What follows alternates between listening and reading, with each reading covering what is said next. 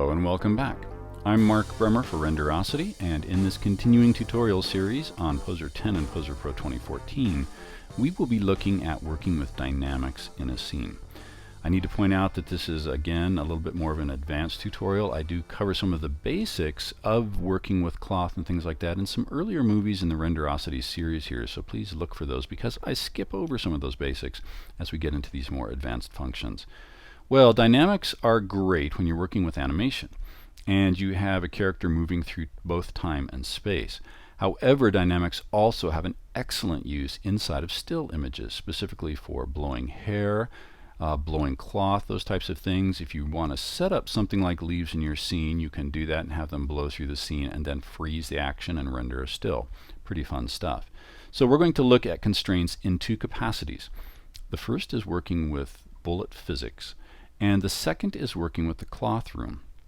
They both have different reasons you would want to use them, and well, some great reasons to go ahead and use them. And if you want, you can combine them, but we won't go into that because that is a lot of playtime, well spent, I might add. The first thing we'll do is start with our bullet side, and before I do that, let me mention a couple things. I have inserted the basic high-res cloth square into the scene.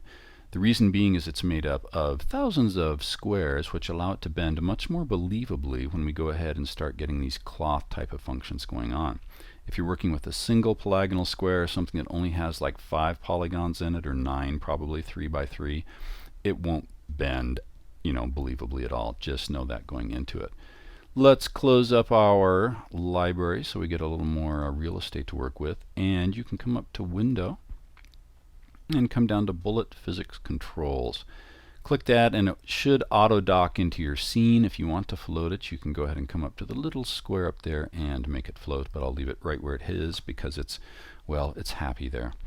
Okay, we've got our square here in the scene. The first thing we need to do is enable this capability for our scene. Now I'll mention something. If you've got multiple items in the scene that all are going to be the same kind of cloth, you can use one single bullet physics simulation for that. If you have cloth that's going to have different density, like burlap in one case and say silk in another, you'll want to run multiple simulations for the simple reason that you address the cloth specifically and how it bends per simulation.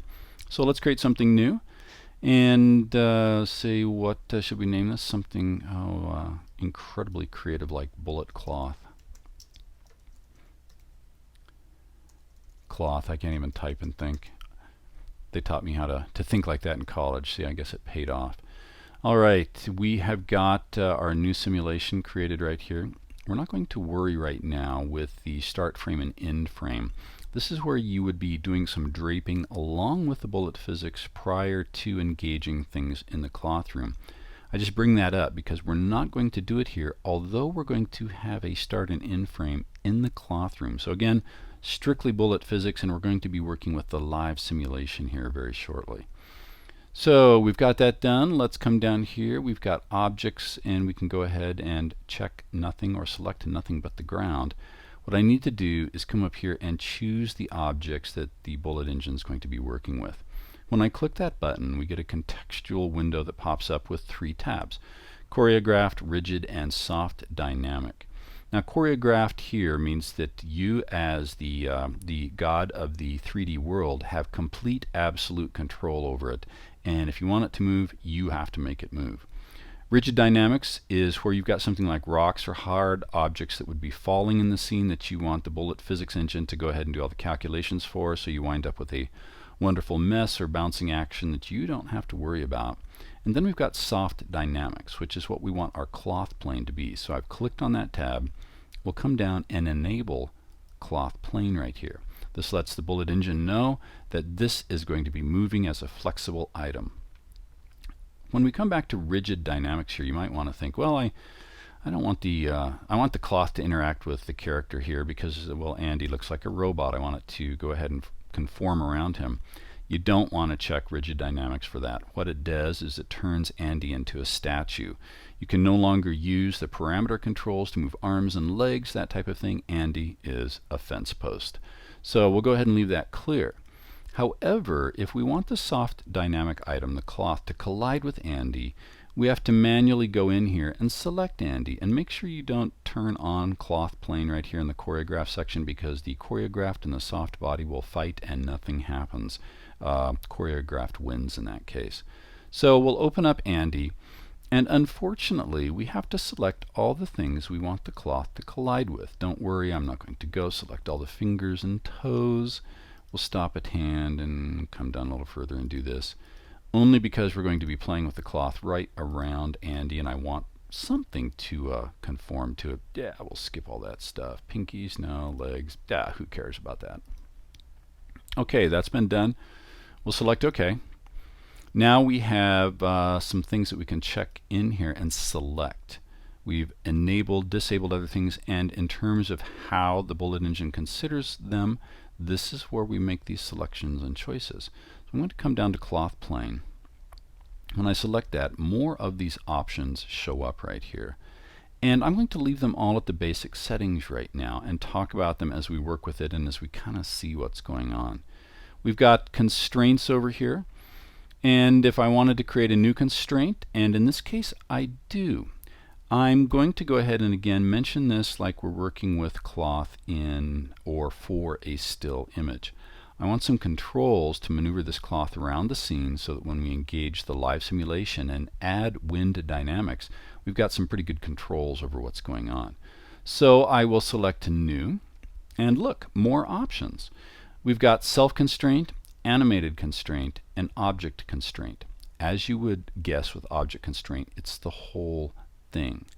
Self-constraint is where with a weight painting brush you go ahead, and this would be something you use for awnings actually, and I'll talk about that as we start working with animated constraint. Animated constraint gives us little handles to work with and pose and repose the cloth a little more effectively if we want to do that. Let me go ahead and select animated constraint. And it looks like nothing really happened. But I need to call your attention to right here in the scene. If we actually zoom into this just a little bit, we've got this little three-dimensional plus sign. This is actually a handle that is the animated constraint. So what I want to do is give us the ability to control this cloth a little bit on the corners. So I need to move this over to the corner, and I can do that if I want to use just the controls right here. Let's go ahead and choose Y translate, not the cloth, smart guy. Let's come over here too. Oh, let me select it first. You just can't get good help these days. All right, with animated constraint 1 selected, I can now go ahead and start moving this around the scene. I'm going to move it to the edge where I can see it, and then move it forward with the Z controls and get it up to the corner. It's really important to do this before you start engaging any features or strange things happen that you have to go back and correct later on. This is where I want it, so what I'm going to do is come back here to the bullet section and press Set Handle Position. Looks like nothing has changed, but something has changed. It's okay, trust me. The next thing I want to do is create another handle. So I'll say let's go ahead and do an animated constraint, get another little plus sign here, and once again let me highlight this. Animated constraint 2 is selected. Let's go ahead and push this forward, and we'll stop it just short of the edge, and then I'll move it over with the X controls to the far corner, and now I'll choose Set Handle Position. The next thing I want to do is click on the little icon right here for weight painting. We'll do that, and let me drag up this window right here. I want to, in this case, shift to the More Constrain tool, and these are common like we've explored already with some other movies about how to work with these. With the radius where it is, and I can kind of see that, I'm going to just click and give myself a little bit of constraint in that corner. Let me move that down and select the animated constraint 1. Come over here. Whoops, let's open up that weight painting again. More constrained. Just paint a little bit in the corner. And let's get rid of this now. Okay, with this done, we've got the ability to go ahead and engage live simulation. When I do that, we see that the cloth now, it's kind of tearing through our character, but we actually have live real-time simulations going on, so that if we grab any of these handles and we go ahead and move those handles, we'll see the cloth dynamically update. It's just awesome, it really is. Now that we've got the ability to go ahead and control this cloth, let's go ahead and start bringing in some forces into our scene. What I'll do is turn off live simulation and do clear simulation. Let me rotate the scene back a little bit. We'll come up to Object, and let's bring in a wind force.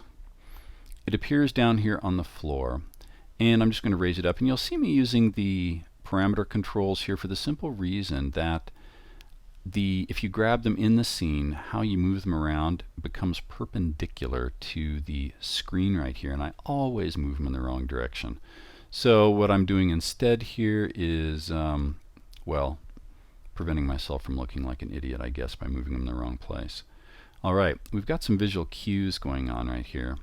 These diagonal lines that come out from the fan, and it's this little fan. If we come in here closer, you'll be able to see that if you've never worked with this. These diagonal lines are the effect of this force, this wind force. So right now we've got like this 45-degree angle off center, so it's a total of 90 degrees, and over here we've got amplitude.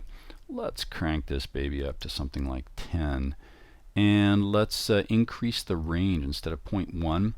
These little controls here are how you would go ahead and discretely add these wind generators, and you can parent them to the character so they move with the character to get blowing hair without having the program calculate that stuff throughout your entire scene. So when you see these little teeny ranges, that's why. So you can bring these in and do some really nice modeling for hair. But we're talking about cloth, so I want some significance here. So let me go ahead and increase this range to 10 as well.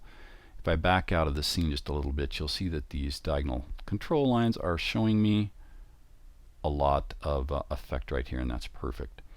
Now turbulence. I like using turbulence because if you go into the full-on animation, and I'm not talking again about doing animations, but moving along through time to capture a single frame that you want to work with, turbulence is a great way to get some nice kind of flapping and rolling of cloth in the wind.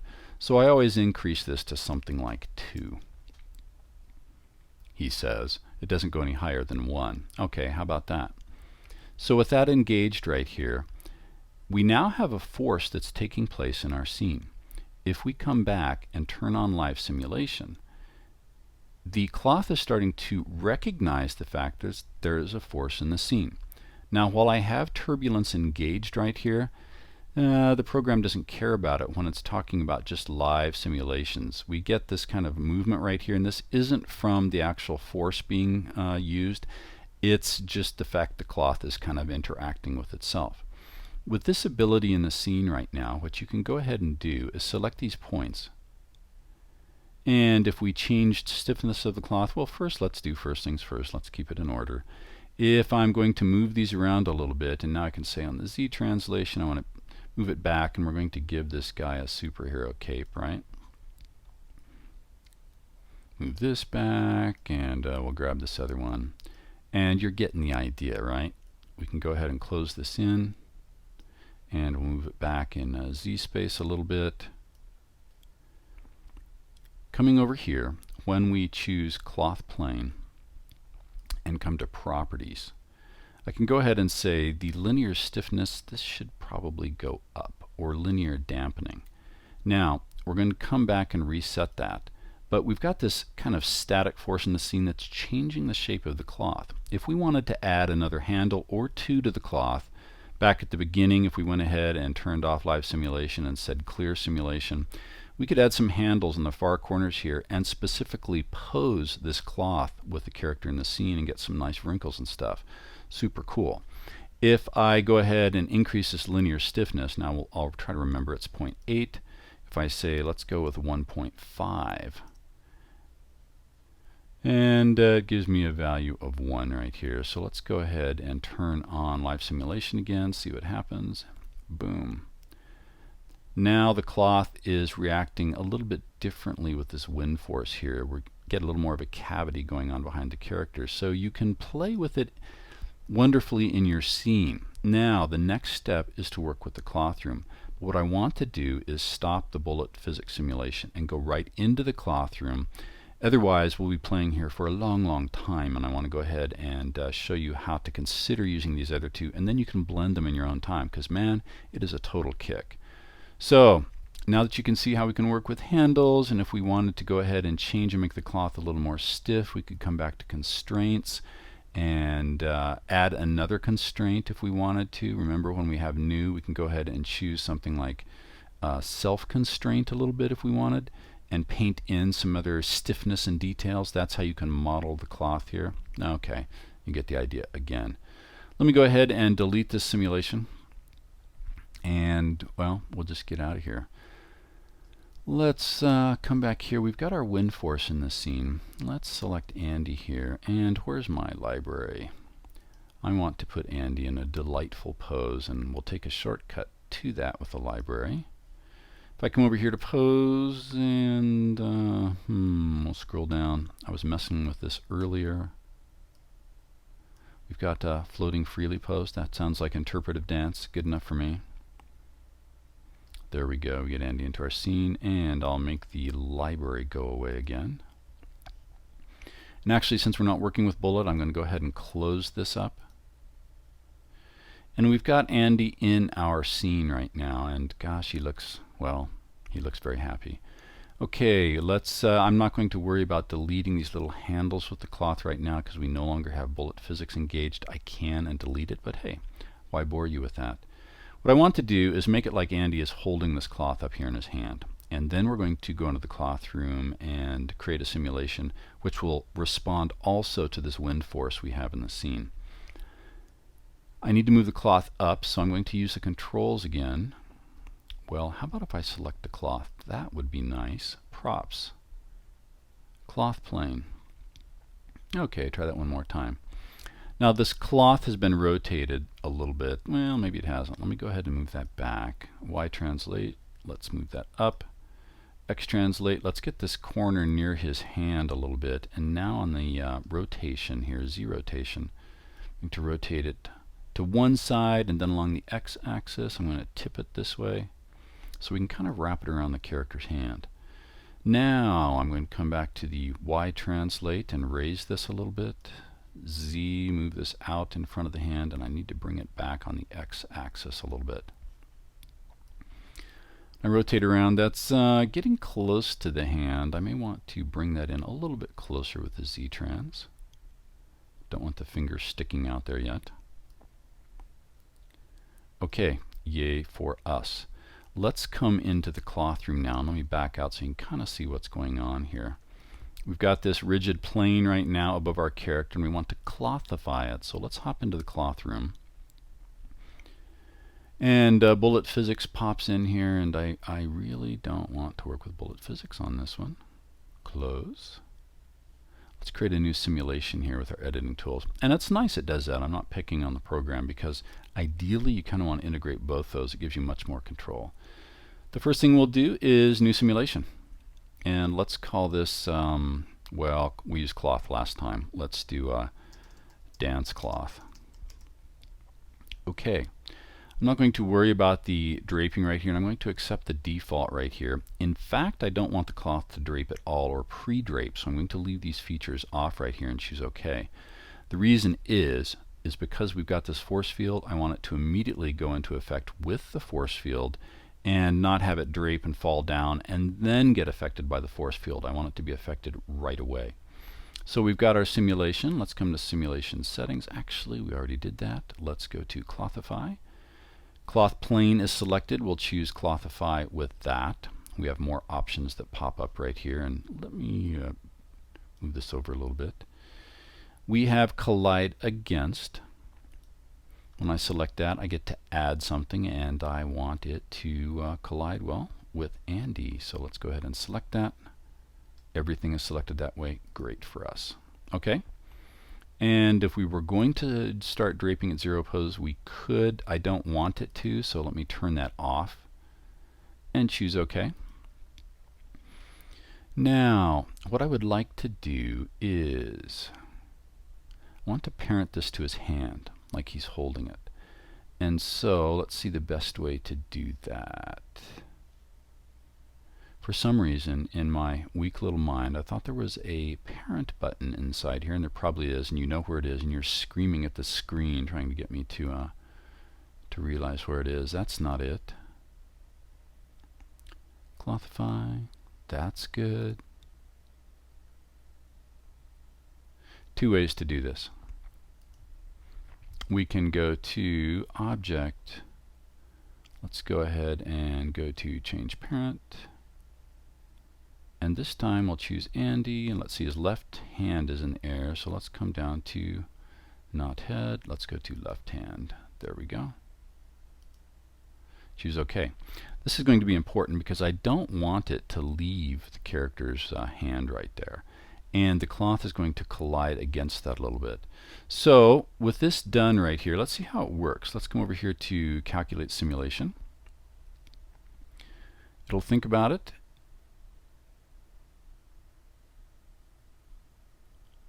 And we're getting a little bit of action in there. Let's see how it continues for the rest of the simulation. It is draping down, but it's not stuck in there. So let me go ahead and cancel that because that's not what I want.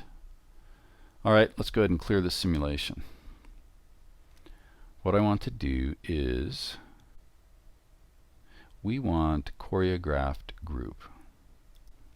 All right, what we want to do is to go ahead and get this cloth in an area where we go ahead and choreograph it. We've got these options down here for soft edge decoration, rigid decoration. When you think about soft decorated group, think belt loops and things like that. This is actually covered in some other cloth materials that I go over. But we want a choreographed group that we can, well, choreograph and control. So what we'll do is come over here and we're going to select an area to choreograph. So I can choose the marquee tool or I can choose the draw tool. And I'm going to use the draw tool. With the cloth highlighted, we've got this little green square around it. I can go ahead and just kind of scribble right here where the character's hands are. Or I should say specifically his left hand. Now we've cleared the simulation, but let's go ahead and calculate the simulation again and see how this behaves with our wind.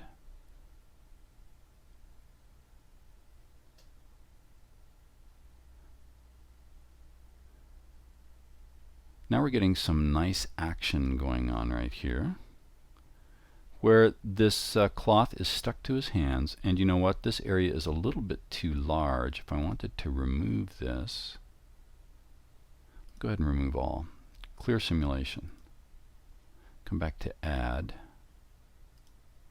and let's go ahead and draw a little more judiciously here.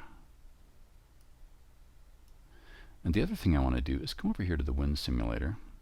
Let me highlight this thing. Oh, stop it. We don't need to draw anymore. Let me highlight that, and I can't control that in here. Let me go over to the pose room real quick. Let's increase the amplitude here to 20. I'll make this a little more significant. Pop back into the cloth room here. And let's go ahead and run the simulation.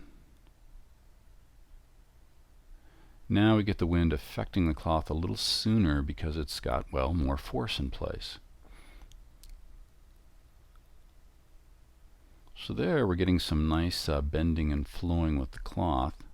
We can increase the simulation frame if we want to right here, or the time for our scene to be interactive that way.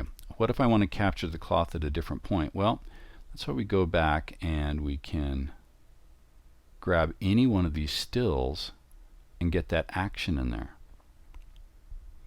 If I want to clear the simulation because I don't like the way it's falling right now, let me come back to Pose and highlight our wind generator there, and let me aim it a little bit differently. Let's rotate on the y-axis, make that go off axis just a little bit. I don't like the way it's covering up the character basically. Okay, with that done, we're back in the cloth room again. Let's do Calculate Simulation.